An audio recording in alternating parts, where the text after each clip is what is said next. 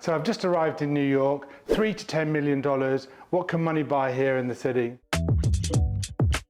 Welcome to the channel. I'm so delighted to be here in New York City. This is actually my first time, believe it or not, in this great city. I've been to Beijing, Shanghai, Singapore, and varieties of other cities, but I've never been to New York. I'm going to educate you today on the whole buying process of luxury real estate in New York, and I'm so delighted to be joined by Will. Nice to meet you.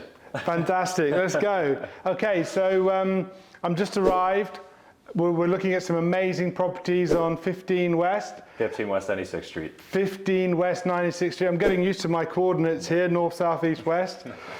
We're on the Upper West Side of Manhattan in New York City. Fantastic, it's a pleasure to be here, and the views are just incredible. I'll show you the views after. So I've just arrived in New York, $3 to $10 million. What can money buy here in the city? Money can buy you anything you want. Normally with those budgets, we're looking at any property really, because that's from, you could have a one bedroom at $3 million, you could have a $10 million townhome. So it really depends on what you're looking for, what sort of lifestyle you want to live in this city. And then that's our job to find the property that suits that. Fantastic. So what's the buying process? We agree that what my budget is. I need 3 beds. So you'll tell me the options that I have in terms of the areas of New York. So for example... You can find 3 beds anywhere. Huh? You can find 3 beds anywhere. Okay, we can find 3 beds anywhere. So Manhattan, so is it boroughs you call them? Yeah, so we have, there's Manhattan, Brooklyn, the Bronx, Queens, yeah, and Staten Island.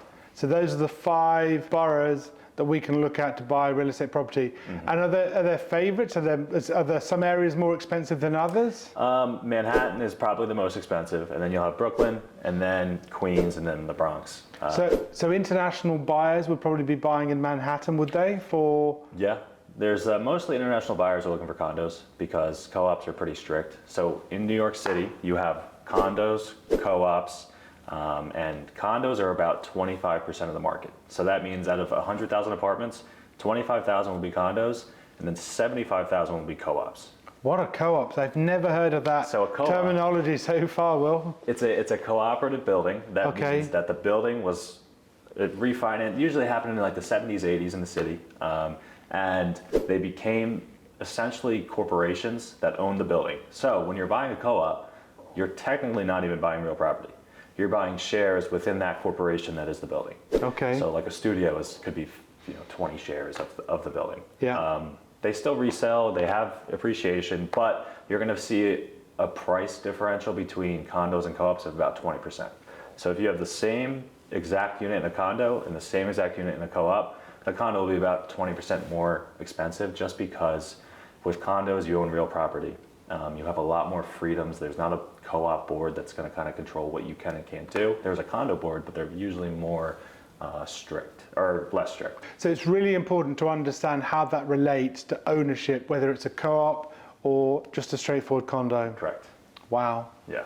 You learn something every day. And therefore co-ops, if there's 100 places, 75% have to be co-op. They don't have to be, they just are. Why is that? It just sort of is just the way things are in the city.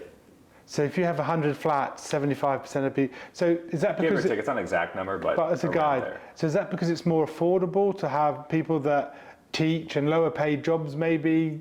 So they... Affordable housing or? No, there is affordable housing in the city, but that's not it. Not it, okay, in the different. 70s and 80s, Wow. 60s, majority of buildings converted to co-ops. Amazing. They usually will convert from rental buildings, or most condos are new development are being built as we speak. It's just sort of the way the way it is. So we're going to have to do some research on this. This is really fascinating. That's why you call us. Yeah, fantastic. And so what's the process? So let's say we find a lovely condo, 3 beds, make an offer. Mm-hmm.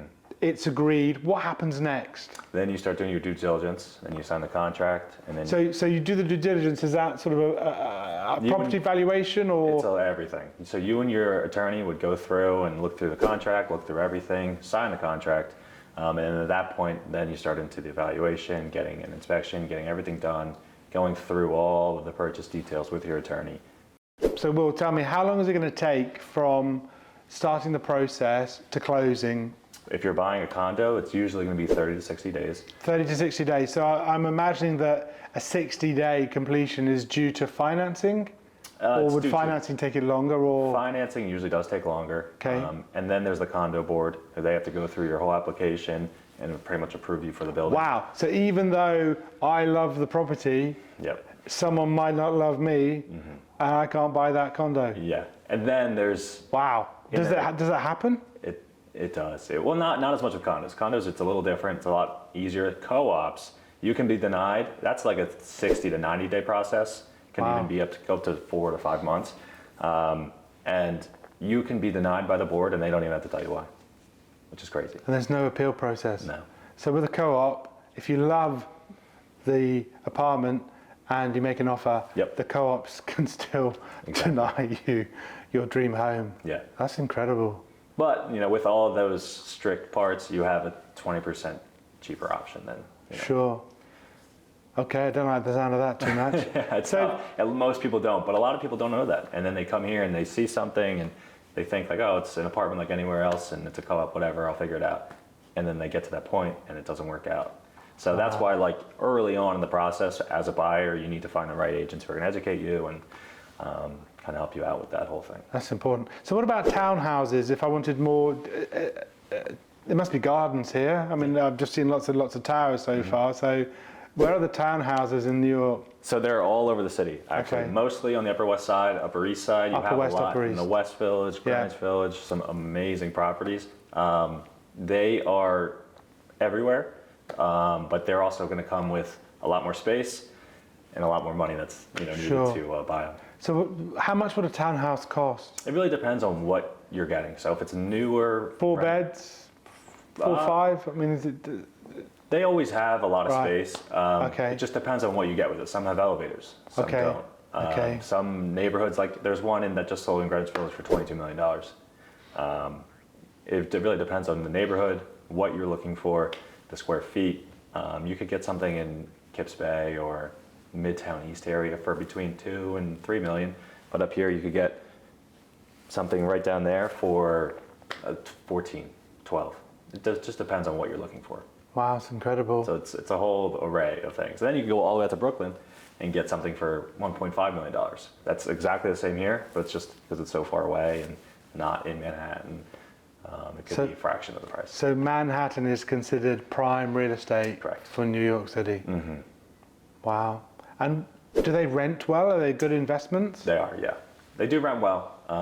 Right now, the market is just, it's a weird market, but you can get $25,000 a month for a townhome, up to 40 to 50,000. It really depends on what the house has, how new it is, how nice it is, how many floors, how much space, whether there's an elevator or not. So the elevator, I'd imagine, It's it's a just- premium. Of course, yeah, Amazing. So like most things in life, the 6 more services that you have, exactly. you're going to pay a little bit of a premium. Yeah. Co-op or condo, but townhouses, you don't have any of that. You outright own it. Yeah, that's real property, and that's a Real closing- property. That's Townhouses are real property in New York, guys and girls. Yep, that's a closing up within a month. That's a month? closing. Yeah, they're So how- quick. You just show proof of funds, and it's yours. So how come buying a house is quicker than a condo? Because the whole board thing. The whole board thing, depending on if you're financing or not, if it appraises for the value that the building and the broker says it is, it just depends. There's a million moving parts. There's a ton of review that goes on. There's so many legal documents that need to be revised and checked and everything. It just takes time. But you have those checks, I'm sure, with the townhouse, but it's just simpler, is it? Yeah, it is. Wow, it's incredible. What else do I need to know if I'm looking to buy here, Will? You need to know what you're looking for, and then we can find it for you. You need to be educated on the market and need to be ready to give up some of the things you want, because there's wants and there's needs. They sometimes don't always match up. So finding your perfect dream property Is is a challenge. It's a challenge. Even the ones up there, those apartments on Billionaires Row, the people buying them are giving something up. Whether that's It could be a city. proximity to school Yeah. or gym, health Amenities, facilities. Exactly, yeah. Incredible. Amazing. But then you get to live in the greatest city in the world. No offense. No, it's fine. There's no offense. No, I mean, it's. That's a very good question for everyone in the comments below, is what is the greatest city in the world? And I know that we have an audience all over the world, so it'd be interesting to see where people's favorites are. I might be biased, but. No, it's, I mean, I know that one of my ladies that I work with, Parbs, who's big on nutrition, New York City is her favorite place in the world. And for me, I've only just arrived, so I just need to, I mean, these views in the park look stunning. The colors of the leaves for autumn are just fabulous.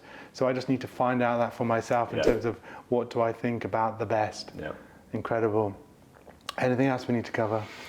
Not that I can think of. Come by, see a tour of 15 West 96th Street. Right now we're sitting in our 3-bedroom, 3-bathroom, full floor apartment on the 22nd floor, and we want $6.7 million for it.